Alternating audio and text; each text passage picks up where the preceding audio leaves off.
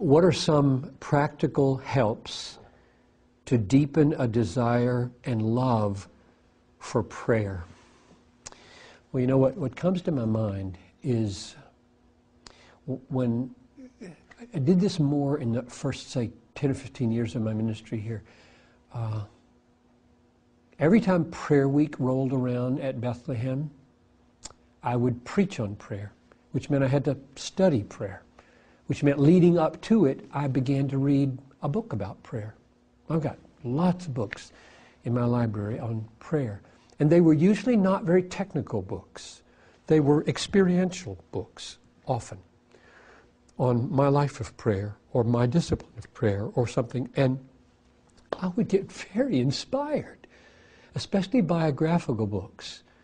Books like people like Hudson Taylor. When you read the life of this man's prayer life, you're really inspired.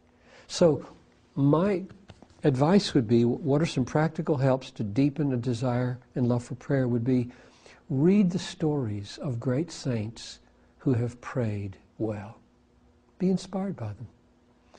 And second, do what the Bible does, and that is pray into the Word, pray over the Word. It's very hard for anybody to spend an hour in prayer without the Bible as the basis of their prayer. The mind just wanders too much. It's so hard. And so prayer is keeping God in focus as we bring up our longings to Him and have Him create longings that are then offered back to Him. That doesn't happen unless you're there letting Him talk.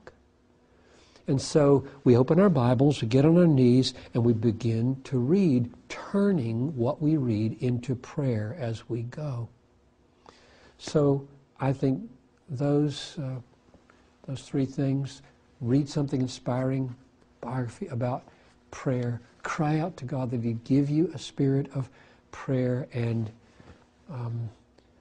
pray over the Word of God. Maybe one last thing.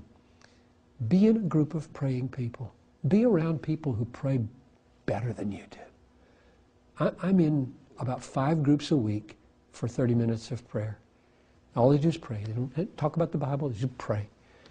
And those are powerful times to me. They help me pray. I'm listening to prayer. Prayer is a community thing.